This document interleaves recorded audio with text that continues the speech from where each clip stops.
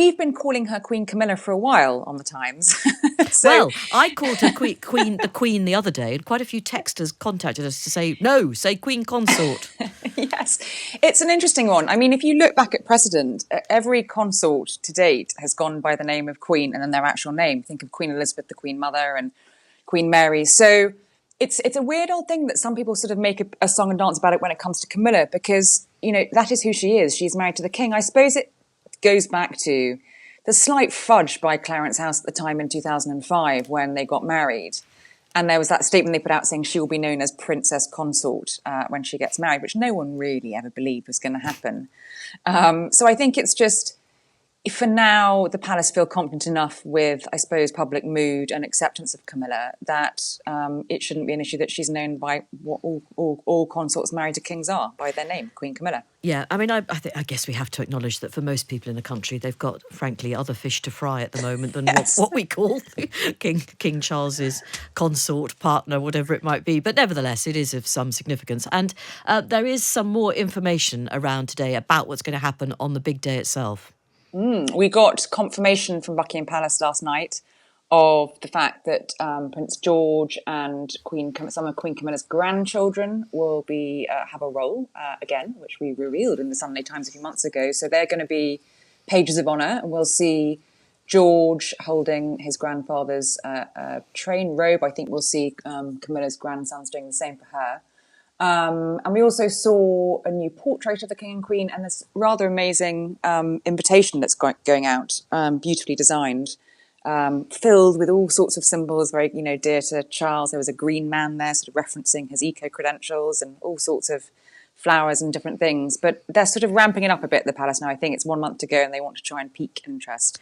Yes, I mean, just on that note, do you think people are excited? I mean, I can't say I'm detecting... But go on. I think it's a different kind of vibe to weddings, the royal weddings, which people sort of seem to get very excited about very early doors, particularly the royal fans. I think the closer we get, people will be, looking forward to another bank holiday. And True. I think also there'll be a little bit of excitement and optimism about the fact that it's one of those occasions in a very different way to the Queen's funeral, but it's one of those occasions where we get to sort of show what we do best in Britain, which is pomp and pageantry and carriages, and we sort of get to show the world that we do that better than anyone else.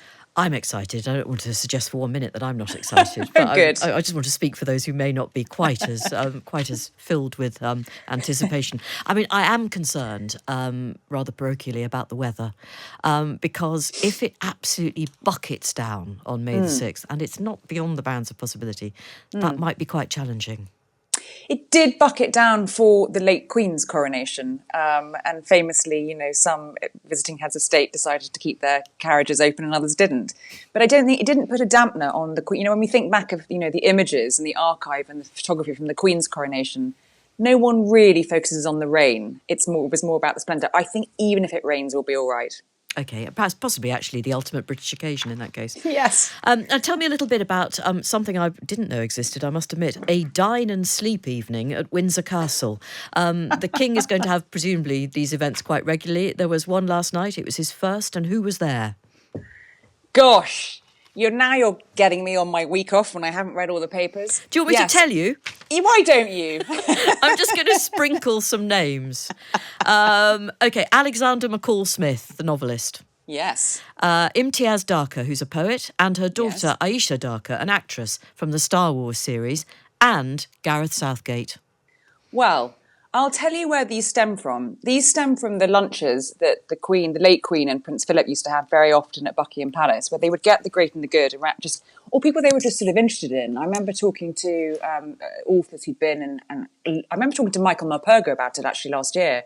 He sat next to the Queen and talked to her all about War Horse because she was fascinated by it. And he just said the lovely thing about it was you got to sit with the monarch behind sort of palace doors and just talk to them completely off the record. And I think Charles is very keen to follow in those sort of footsteps and get people from the arts and entertainment and science and Gareth Southgate and football around in a sort of more relaxed way. And it follows in the vein of what his mother used to do. But the sleep thing is new. Yes, I have to say, I like a lot of people of my age, I like a night in my own bed, so I'd turn the sleep thing down, but I'd go for the meal. I'm sure they'll bear that in mind, Jane, when Well, your invitation comes. Thank you. A bit cheeky there, Roya, but we'll let you off.